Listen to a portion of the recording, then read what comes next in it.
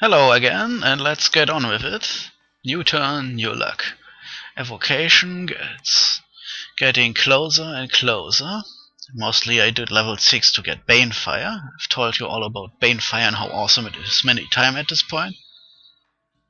Pillar of Fire is one of my favorite spells, but extremely hard to get. It's basically the fire version of Thunderstrike. But while Thunderstrike is level 4, for some reason the assholes programming this game decided Pillar of Fire is too awesome for you to use, so it's at level 8, Evocation, where even Fire Nation will sadly never ever use it, especially since there is another level 5 spell called Fire from the Heavens or something, and that spell is almost as good, so most Fire Nations use that one instead. Or Flare, which you can get a bit earlier and which is basically the same thing, just worse. And with slightly higher range, I think. So basically, for some reason,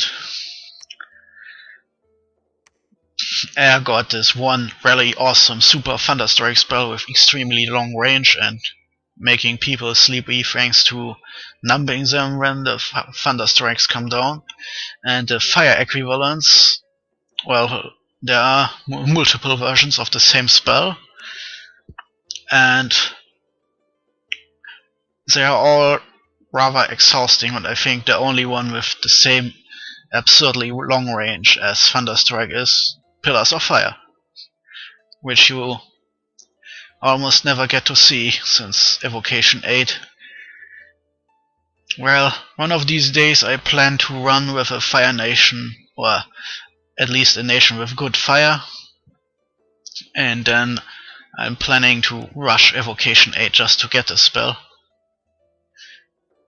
The funny thing is, of course, if I ever play a Fire Nation, then everyone else will know that I'm a Fire Nation and will start defending themselves against fire. So the best thing is always to find a nation with good fire mages, but not only fire mages, and then using that to go fire strategy. Otherwise it's a bit too obvious. Well, looks like we got tons and tons of sneaking enemies everywhere. But first off, we are attacking Mictlan in Namor. Another battle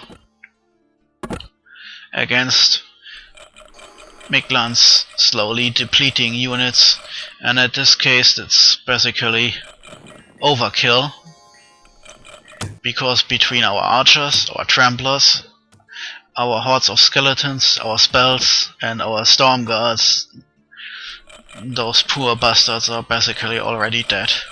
Not even undead, just dead. So you can see one or two hits from our archers and the battle is almost over already. Only the Kubel Jaguar warriors can keep on fighting, since when after they're wounded enough they'll switch to their second more awesome shape, but there are not enough of them, and as I finish talking about them the battle is already over.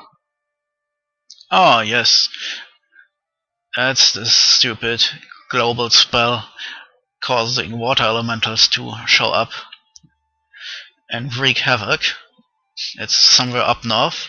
It's interesting to see that this shows up, since I thought, oh, a monster boar, that's probably from a gift from Pangea. Yeah, close enough, but we killed it, so all those gems are now wasted. Not that many gems. Monster boars are the gift which keeps on giving by causing unrest until you kill it, and it's rather cheap. It's okay, you can do it many times. Oh, how fun it is. But it's less effective in a gimme game like this, where you have tons of tons of units, and can just send strong patrolling armies everywhere. And we got lots of enemy scouts in the same, trying to root out strange boars offensive, and I guess I miscalculated. There's still some more provinces left farther into the west, and Mictlan tries its best to raise strong armies to keep us out. Not that it will bring a lot, since we have already cracked the next fortress. And I see Bogarus did the same, and can now march to the south. Luckily, they can't march 2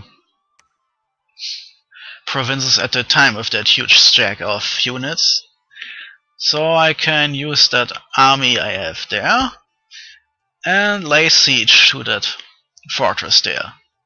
This means I prevent Bogarus from easily cutting me off and getting to Mictlan's capital before I can get there.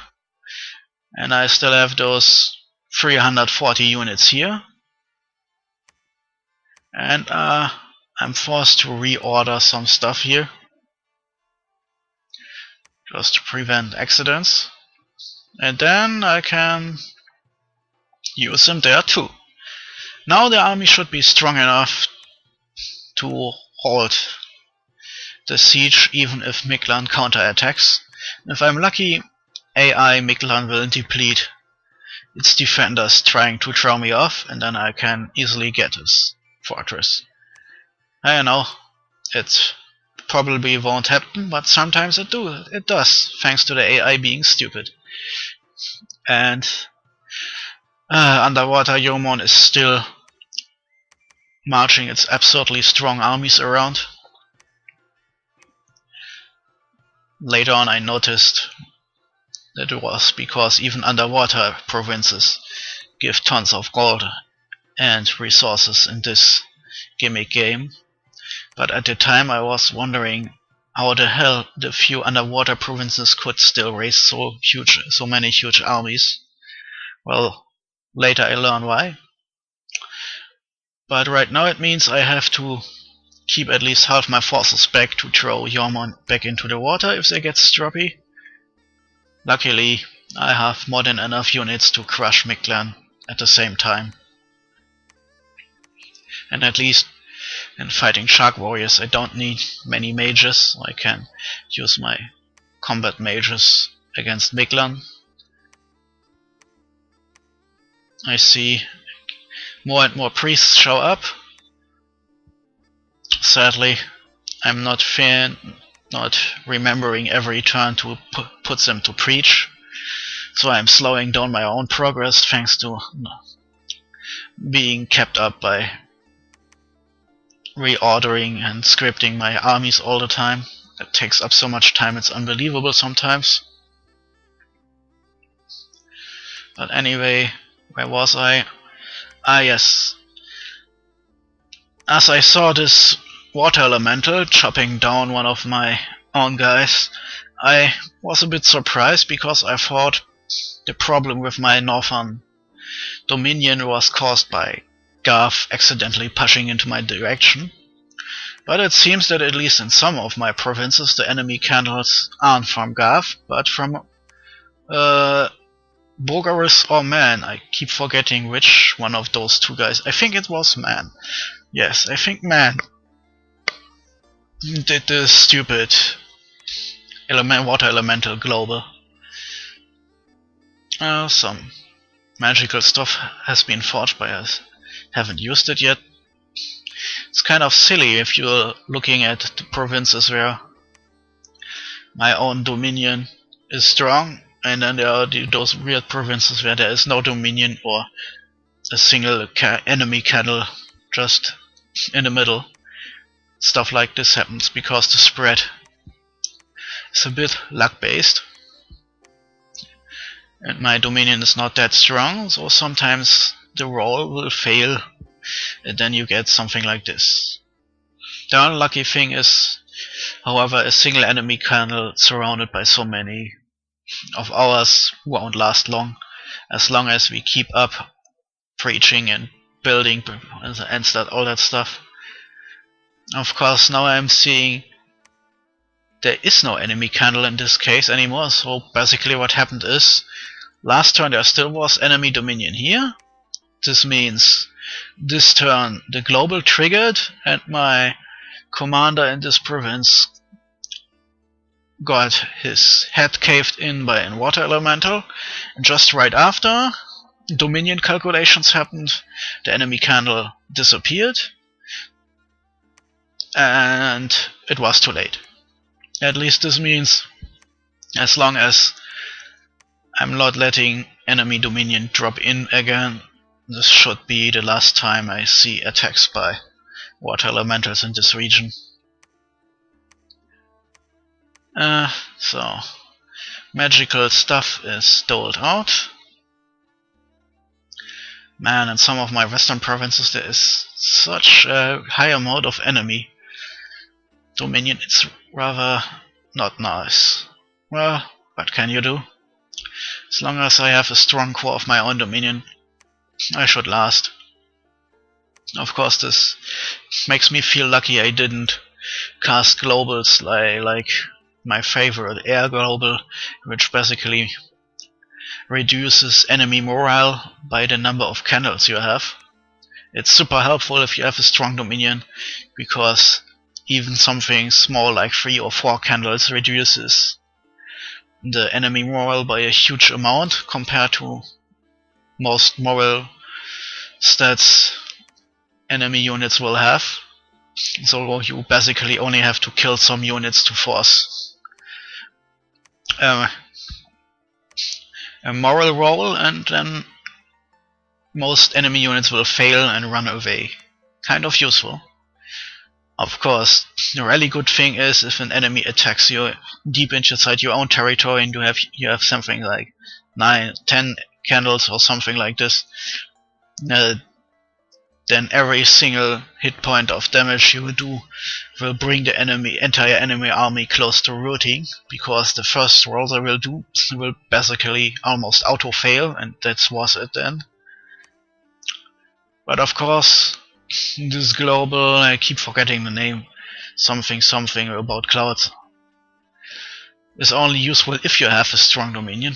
If, like in my case, you're barely holding up against many enemy Dominions pushing in, and then of course it's less useful, since so many of your provinces have low Dominion or even enemy religious beliefs seeping in. In this case, it's just a waste of games. But still, if you go full blown in air, well, there are some nations who are not only good at air magic, but they also have cheap temples, so you basically have your way already cut out for you, spreading temples and pushing Dominion as good as you can. I think there are even some nations combining blood and air. It gets even nastier, since you can, like Gav, push your Dominion even more aggressively. And well, then you can go all out with Dominion based global spells. Anyway, my favorite air global is still Galegate, mostly because I like summoning air elementals, and that costs lots of gems, and Galegate gives you 20 more gems per turn, which is sizable. And this means if you have lots of air mages fighting lots of battles and summoning lots of air elementals every time, then you really need this shit, especially if you also want to use up your air gems for summoning rituals and stuff, or forging stuff. Basically, one rule in Dominion 4 is you can never have enough gems. You always need more, and you will always find a way to use up the ones you have. Even if they're completely useless, and even if no one wants to trade with you, you can always alchemize them into something useful. Sounds wasteful, but as I said, you can never have enough gems. The more you have, the better. Of course, that said, it's sometimes painful if you're unlucky and only get gems you don't want. I mean, I remember one game where I was searching with strong water mages to get my water gems, and I got either nothing or stuff like Lantern Fence. It's a magic site which can be found only with water magic, and which will give you fire gems.